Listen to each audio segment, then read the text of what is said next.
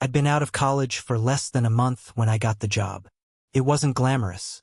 An entry-level position in a mid-sized firm where deadlines meant everything and paychecks meant barely enough. But for someone with student debt and no real plan, it felt like salvation. The office was neat, overly quiet, and smelled faintly of printer ink and instant coffee. I sat at a corner desk, copying reports, double-checking spreadsheets, doing whatever was asked. My supervisor, Mr. Harlan, was a man who seemed carved out of calm authority. Mid-40s, crisp shirts, steady voice. His shoes were always polished, his words measured, his eyes unreadable. I'd seen men like him before, the type who commanded a room without ever raising their voice. People in the office respected him, feared him even. At first, I didn't think he noticed me. I was the new kid, the one who fetched files and stapled things no one read twice. But sometimes, when I was the last one to leave, I'd catch him glancing up from his desk as I walked by. Not in a strange way, not at first, just observant. Assessing, maybe. Rent was my constant nightmare. My stipend-sized salary barely paid for the shoebox apartment I found on the edge of the city. Every night, I'd calculate bills and bus fare, trying to decide if I could afford groceries or if instant noodles would do again. The exhaustion became visible. My collar grew looser, my eyes duller. And that's when he started noticing. One evening, after everyone else had gone home, Mr. Harlan appeared by my desk. "You've been staying late," he said simply. "I just want to do things right," I replied, forcing a smile. He nodded, then lingered a moment longer than expected. "You live far." 45 minutes by bus, I admitted. He frowned slightly, almost calculating. "That's a waste of time and money." He paused. "I have an extra room in my company quarters, close by. You could stay there for a while. Save yourself the commute." The offer was unexpected. I didn't know what to say. "That's generous of you, sir." "Think about it," he said, already turning away. "No pressure." I thought about it all night. Free accommodation meant survival, no rent, no bus fare, no skip dinners. But something about his tone made me cautious. He wasn't exactly warm, but there was a strange gentleness beneath the command. The next day, I accepted. His quarters were located just behind the company's main building, a 2-story residence meant for senior staff. It looked more like a hotel suite than a home. Everything spotless, minimalistic, quiet. He showed me a guest room upstairs, told me I could use the kitchen, and gave a short list of house rules. No smoking, no noise, no late visitors. For a week, everything was normal. We shared space but barely spoke beyond polite exchanges. He'd leave early, return late, eat his dinner while reading the paper. I'd stay in my room, typing away on my laptop, pretending I wasn't hyper-aware of how close he was. Then one night, while I was reheating leftovers, he came in, sleeves rolled up, tie undone. He looked different, tired, almost human. He poured himself a drink, leaned on the counter and said, "You're adapting well." I smiled awkwardly, trying my best.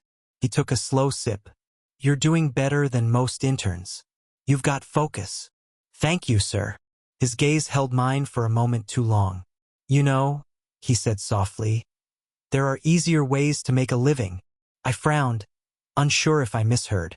"Sorry." He set his glass down, eyes still locked on me. "If you were to sleep in my room instead of that guest room, your salary could be doubled. You wouldn't have to do much else." The words hit like cold water. For a moment, I thought it was a joke. A cruel one, maybe, but his expression didn't waver. Calm, controlled, almost like he was offering a business deal. I don't understand," I stammered. He exhaled, almost impatiently. "It's simple. I find your company pleasant. You need money. We can help each other." I didn't answer. My thoughts tangled into panic. I wasn't angry, not yet, just disoriented. My instinct screamed to leave, to say no, to protect whatever pride I had left. But then I thought of my apartment, the unpaid bills, the half-empty fridge. He noticed my silence. "You don't have to decide now," he said quietly, finishing his drink. "But don't pretend you have better offers waiting." He left the kitchen without another word, leaving me in the hum of the refrigerator and the faint echo of his proposal. That night, I lay awake staring at the ceiling, the weight of his words pressing down on me. Was this how people lost themselves, one compromise at a time? I tried to imagine looking at him again across the office desk, pretending nothing had changed. Could I? I didn't know whether to feel insulted or pitied. Maybe both. He wasn't leering or mocking. If anything, he looked like a man too tired for games. That almost made it worse. By morning, I told myself I'd refuse politely and find a way to survive. But when I checked my bank balance, saw the last digits sink toward zero, the bravado vanished. I didn't have family to call, no friends in this city. The thought of losing the roof over my head made my throat tighten. When I saw him at work that day, he behaved as if nothing had happened. Gave me tasks, corrected a few files, even complimented my formatting. The normalcy was disarming. Maybe he regretted saying it. Maybe it was a test. But that night, when I returned home, he was waiting in the living room, jacket off, tie draped on the chair. "Have you thought about what I said?" he asked. My pulse quickened. "I have." He nodded once, not pressuring, not pleading, just waiting. "I don't know if I can," I whispered. He studied me for a moment. "You can," he said simply. "You just have to decide what you want more, comfort or conscience." The words were brutal in their honesty. When he walked away, I felt something break inside. Not quite shame, not quite surrender, but a helpless ache that came from knowing he was right. That night, I packed my bag. I told myself I was moving rooms for convenience, that it didn't mean anything. But deep down, I knew the truth. I wasn't sure if I was being bought or saved. That night, I packed my bag, not knowing it would change the rest of my life. The guest room was cold the night I left it behind. I stood in the doorway for a long while, holding my small duffel bag like it might swing the balance of everything. The hallway light cast a faint glow across the hardwood floor, and from the open door of his bedroom, I could hear the low hum of the television. Some late-night news anchor mumbling about markets and politics. The usual white noise of lonely men. I took a breath and stepped in. His bedroom was just as polished as the rest of the house. Sleek furniture, navy sheets tucked crisp and smooth, a single reading lamp on, casting a golden halo. He didn't look up right away, just motioned casually toward the other side of the bed and said, "There's space." No sarcasm, no seduction, just a statement like I was another piece of furniture being rearranged. I didn't say anything. I set my bag down gently on the floor and sat at the edge of the bed. My heart was pounding, but my body didn't know what to do with itself. Tense in every muscle, as if waiting for something to strike. He stayed on his side, legs crossed, remote in hand, watching the news with one arm behind his head. His shirt was gone. Just a white tank top clinging to a lean torso, dusted with dark hair, his chest rising and falling steadily. We didn't speak for the next 30 minutes. It was the quiet that unsettled me most. I expected tension, maybe even shame, but not this routine calm. Like he'd done this before. Like I was just part of the furniture arrangement. Eventually, he clicked the TV off and stood. I tensed instinctively. He didn't touch me. He just walked toward the closet, pulled out an extra blanket, and tossed it onto the bed beside me. "In case you get cold," he said. Then, without another word, he stepped into the bathroom and closed the door. When he returned a few minutes later, teeth brushed, face washed, hair slightly damp, he simply slid under the covers and turned away from me. I lay stiff on top of the blanket, staring at the ceiling, listening to the sound of his breathing, waiting for something, a word, a hand, a demand. But none came. Eventually, the silence became unbearable. "Are there rules?" I whispered, not sure if I wanted to know the answer. He didn't turn. Just said, "Just sleep. That's all I ask." There was nothing romantic in his voice. Nothing cold either. Just weariness. I pulled the blanket over me, heart still racing. The bed dipped slightly with his weight. The smell of his cologne faint in the pillow beside me. Clean, woody, something sharp that faded into warmth. The room was dim, quiet, and too large for the kind of intimacy my brain had expected. No moves were made. No pressure applied. If anything, he seemed determined to act like this was normal. That made it worse. I don't know how long I lay there, thinking about what I'd done, about why I was there. Maybe I was naive to expect the worst. Maybe I was more disappointed by the silence than I'd admit. My body buzzed with a strange electricity. Not from fear anymore, but from something else I didn't yet have a name for. Morning came with the smell of coffee. When I shuffled into the kitchen, he was already dressed, sipping from a dark ceramic mug. He didn't speak, just nodded toward the stove where a second mug sat, steam curling from its lip. I picked it up, took a sip. It was exactly how I liked it. "You didn't say," I said softly. He shrugged. "Guessed." We ate toast, in silence, and that was how the next 3 nights went. Quiet, uneventful, strange. He never touched me, never asked for anything. We shared a bed like two ghosts afraid to pass through one another. But I noticed things. The way he'd quietly leave a plate of food covered with foil if I worked late. How he'd mute the TV if I came in yawning. How his shoulders seemed permanently tight from stress. How his hands lingered just a second too long on the edge of the couch, like they wanted to reach for something but didn't dare. One night, I walked in to find him watching an old film. Black and white. 2 men sitting across a table in a dusty diner, saying very little but feeling everything. He didn't change the channel, just patted the space next to him. I sat. For a while, we watched in silence. Then he asked, "You ever miss anything you never had?" The question caught me off guard. "I think I miss being in love," I answered, surprising even myself. He nodded slowly, not looking at me. "It's easy to forget what that feels like." There it was again, that shadow of sorrow in his voice. Like he wasn't just alone but had been for a very long time. Not because he wanted to be, but because the world had asked him to be. That night, I got under the blanket more comfortably. I didn't hug the edge. I didn't keep my shoes on. And when I turned off the lamp, I saw him already lying back, eyes closed, as if peace was harder to find than sleep. I shifted slightly. The bed creaked. His hand moved toward mine. Not grabbing, not pulling, just resting near. And then, just before sleep took me, I felt it. His fingers brushing mine. A quiet signal. A gentle reach. His hand rose slightly, moved to my shoulder. Touch warm, solid, not demanding. "You're safe here," he said softly, almost like a confession. And in that moment, I wasn't sure if he was comforting me or himself. I told myself it was just one night. But safety can feel addictive. Work didn't change on the surface. He still handed me spreadsheets with quiet efficiency. Still gave me clear instructions. Still corrected my mistakes with that same unreadable tone. But something beneath it had shifted.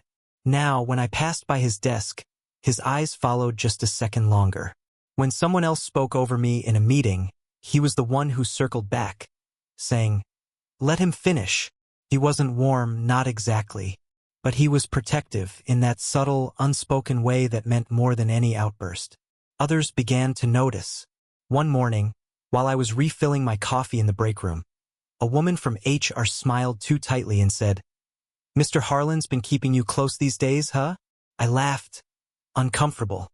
"I guess I've just been working hard." "Sure," she said, stirring her tea a little too slowly. "Must be some great coffee in his corner office too." The rumors didn't surprise me. Not really. I knew how it looked me, the new guy, sharing a space with the most senior man in the building. The quiet glances, the way I never took the morning bus anymore, how I always left a little after him. People filled in the blanks however they wanted. But what surprised me was that I didn't care as much as I thought I would. At night, we had started sharing more than just space. He cooked when he had the energy, basic things but good. Pan-seared fish, steamed rice, roasted vegetables. I clean up while he dried. One night, I made him laugh by trying to flip an omelet and failing miserably. He didn't say anything at first, but I caught the smirk.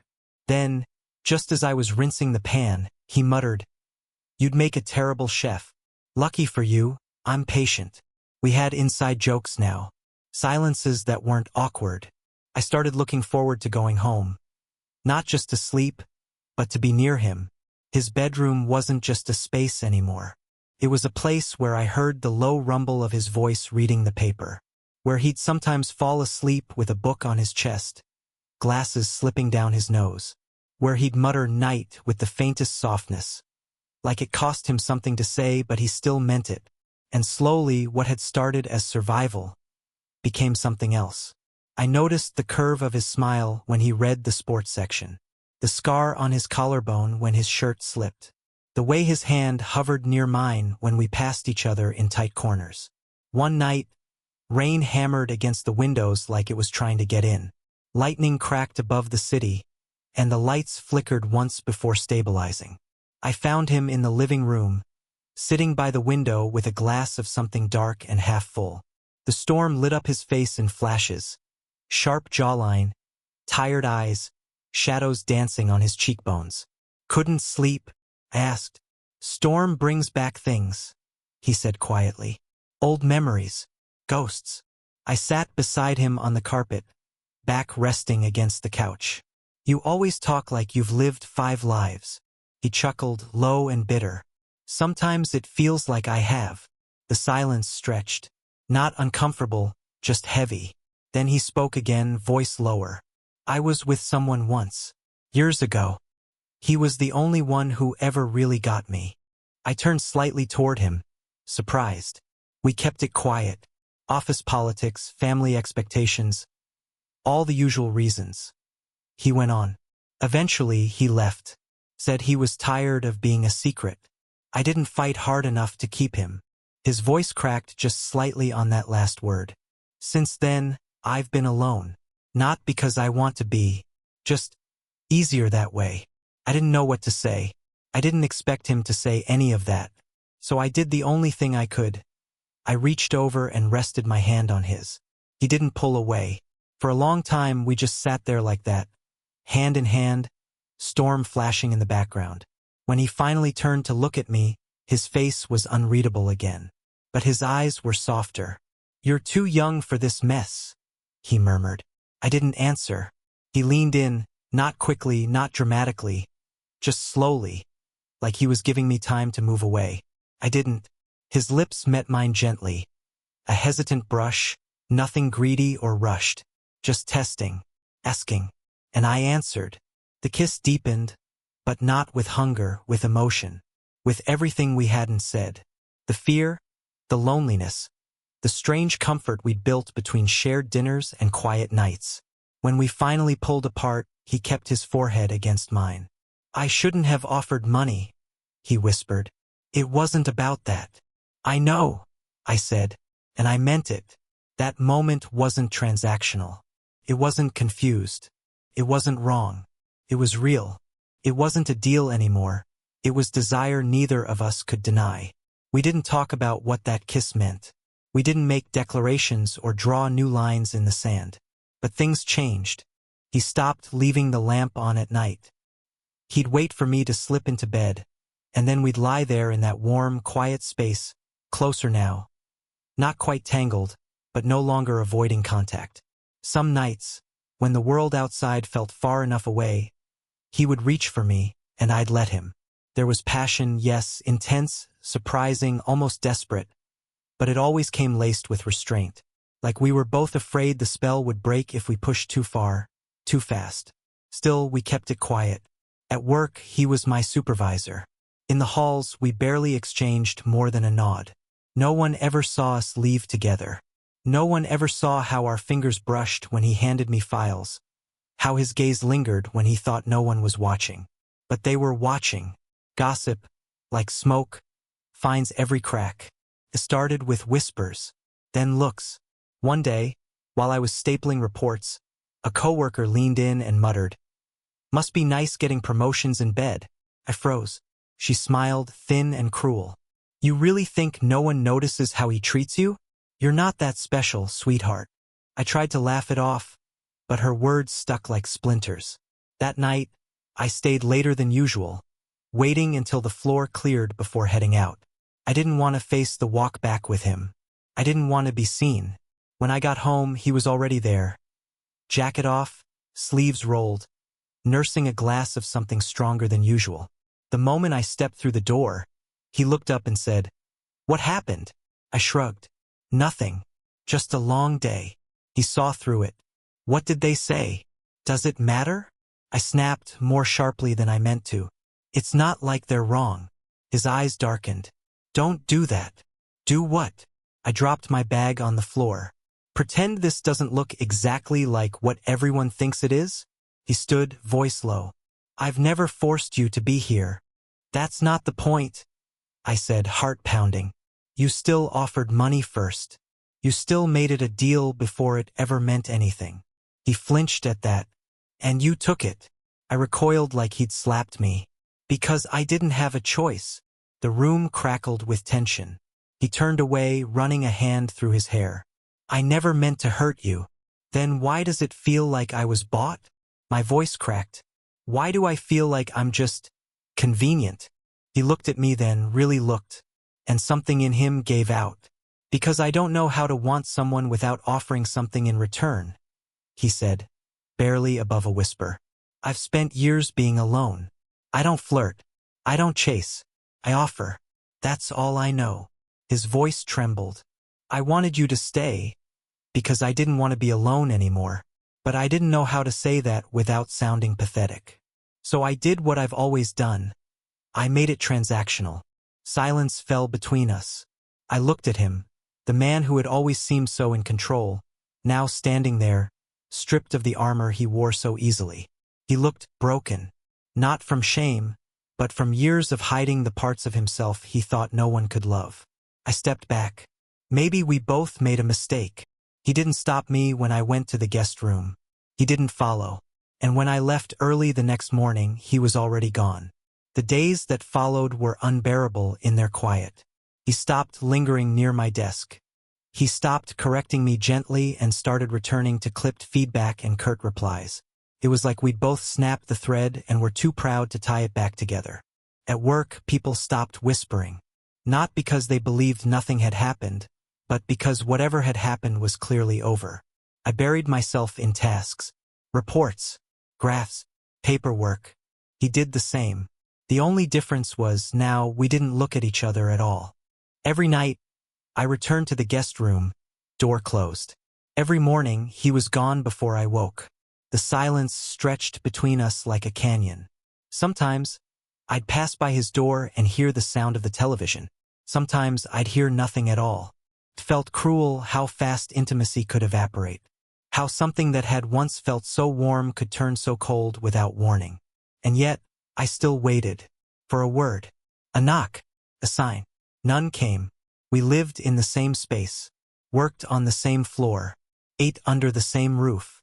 But for days I worked in the same office and it felt like two strangers in a storm. I started looking for new places the following week. Quietly, discreetly, checking listings during lunch breaks, asking around about studio apartments near the train line. I told myself I needed space, that it was about independence. But the truth was simpler. I couldn't take the silence anymore. Not at work. Not at home. I found one. A windowless basement unit barely large enough for a twin bed and a folding table. The rent was cheap, but not cheap enough. My current salary wouldn't cover it unless I skipped meals or walked to work every day. I still called the landlord, asked if it was available. I scheduled a viewing. Back at the office, he didn't say a word. He must have known he wasn't stupid. He saw me slip printed applications into my bag. He heard me mention appointments under my breath. But he didn't ask. He didn't stop me. And somehow that hurt more than anything. We still passed each other in the hallways. Still exchanged polite greetings like strangers. I kept waiting for something, even anger, even sarcasm, but he gave me nothing. He folded himself neatly into the shell he wore so well. Distant, composed, untouchable. But I saw the cracks. I'd catch glimpses of him standing in his office doorway, staring at the empty space where I used to work before they moved me 2 desks down. I saw the untouched second cup of coffee on his desk one morning, just sitting there, growing cold. Once, I passed his office late in the evening and caught the faint smell of his cologne. cedarwood and something sharp, lingering in the air like a memory. And even though we no longer shared a bed or a table or even a conversation, my body still recognized those signals, still ached for them. One afternoon, while I was photocopying expense forms, an older colleague named Carla leaned in and whispered, "He told them to back off." I looked up. "What?" She gave a small smile. "In that meeting last week, when those vultures started implying things about you, he shut it down fast.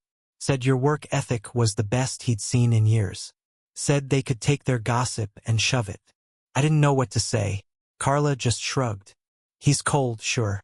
But he doesn't lie." The rest of the day passed in a daze.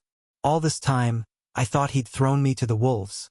Let me take the fall for a relationship we both created. But he hadn't. He just didn't know how to say it out loud. That night, I walked home slower than usual. The apartment felt emptier than ever. The guest room colder. His door was closed, but I heard movement behind it. Drawers opening, the soft clink of glass. I stood there, hand hovering just above the knob. But I didn't knock. I waited another day, and another. On the third night, I made up my mind. I told myself I was going back just to pack my things. Nothing else. I needed closure, needed to stop haunting the edges of a space I no longer belonged in. I came home after dark. The lights were on. He was sitting in the living room, glasses on, reading the same old newspaper he always pretended to care about. He looked up, said nothing. I walked past him and into the guest room, started folding my clothes in silence. The air was thick, with tension, with unsaid things, with everything we'd buried between us. Then, behind me, "You're leaving." I froze. My fingers gripped the edge of a shirt, holding it too tightly. "I found a place," I said without turning around. Another pause. "Can you afford it?" "No," I admitted. "But I'd rather be broke than ignored." Silence again. Then, "I wasn't trying to ignore you." I turned. He was standing in the doorway now, arms crossed, jaw tight. "I didn't know what to say," he added. "You didn't have to say anything," I said. "You just had to try. And you didn't." His voice softened. "You think I didn't care?" "I think you were afraid," I said. "Afraid that if you asked me to stay without money or conditions, I'd say no." He looked away. "Were you ever going to stop me?" I asked. He swallowed. "I thought about it. Every day."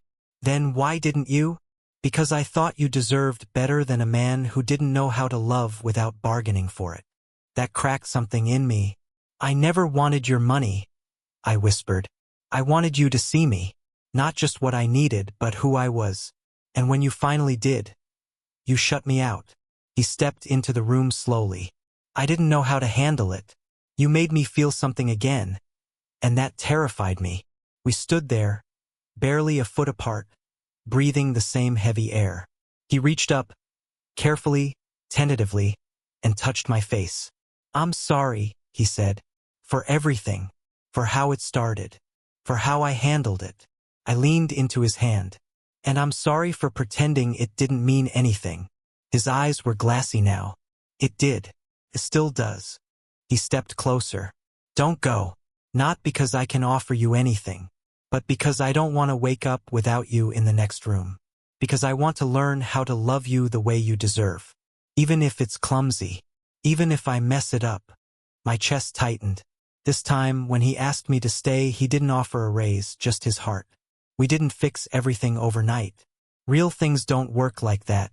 But the morning after he asked me to stay, not as a tenant, not as an arrangement, but as something more, we made coffee in the kitchen together, standing shoulder to shoulder like it was the most natural thing in the world. It wasn't awkward anymore, just quiet. We sat at the table, two steaming mugs between us, and really talked, about expectations, about space, about how it couldn't be favoritism at work or secrecy at home. We agreed on boundaries. Work was work, home was ours. No special treatment. No whispered orders in hallways. He offered to talk to HR about moving me to another department if things got uncomfortable.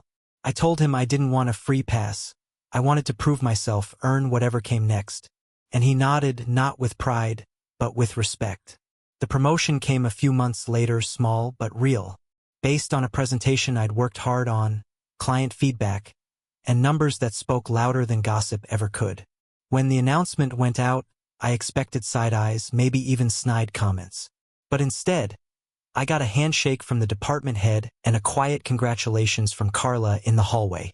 "You earned that," she said. "No one's whispering now." At work, he went back to being Mr. Harlan. Firm, fair, professional. He stopped hovering. He let me fail sometimes, and praised me when I recovered. He made it clear to everyone, including me, that I was there because I belonged. But at home, he changed. Slowly, carefully, but it was there. He started cooking again, not just tossing things on a pan, but trying real recipes. He'd curse when he burned garlic, laugh when he overcooked rice. I started keeping a small herb plant on the windowsill, and he'd water it every morning before I woke. Sometimes we'd lie on the couch together in silence, his hand on my chest, mine in his hair. He never rushed anything, never demanded. If anything, he held me like he was afraid I'd vanish if he gripped too tightly. The bedroom lost its tension. It became something warm, familiar, intimate in ways that had nothing to do with sex. We made a habit of sharing coffee before work. One cup at the kitchen counter, always with soft jazz playing on the old radio he never admitted liking. He'd read the paper. I'd scroll through emails. And sometimes, we'd just sit in silence, letting the comfort of each other fill the space. He still had his quiet days, days where the past curled around his mood like fog. But now he let me in. He told me more about the man he once loved, about how he buried that part of himself for years, convinced it was easier to be alone than to want again and be left. And I told him about my fears, about not being enough, about how close I'd come to leaving everything behind. We met each other halfway again and again. That's what love became for us. Not fireworks or grand gestures, but the constant act of choosing. Even on the hard days, especially then. It had been nearly a year when I walked into the bedroom one morning and stopped, just for a moment. The light was coming in through the curtains at that soft, golden angle that made everything look gentle. He was still asleep, one arm flung across my side of the bed, mouth slightly open, brow smooth in a way it rarely was when awake. The room looked exactly like it had the first night I stepped into it. Same walls, same sheets, same silence. But everything had changed. Back then, I thought it was a trap, a transaction, a means to survive. Now it was home, not because of the walls or the bed or the shared toothbrush holder, but because of him, because of what we built inside this space. Through awkward truths and broken pride and the quiet courage it takes to love someone past their flaws. He stirred as I sat beside him, blinking awake. "You're up early," he murmured. I leaned down, kissed his forehead. Didn't want to miss this. He smiled, half asleep, and reached for me. We sat there in the stillness, morning light spilling over the sheets, over us, over the past we'd managed to leave behind. He once bought my nights with money, but I stayed because he gave me mornings worth waking up for.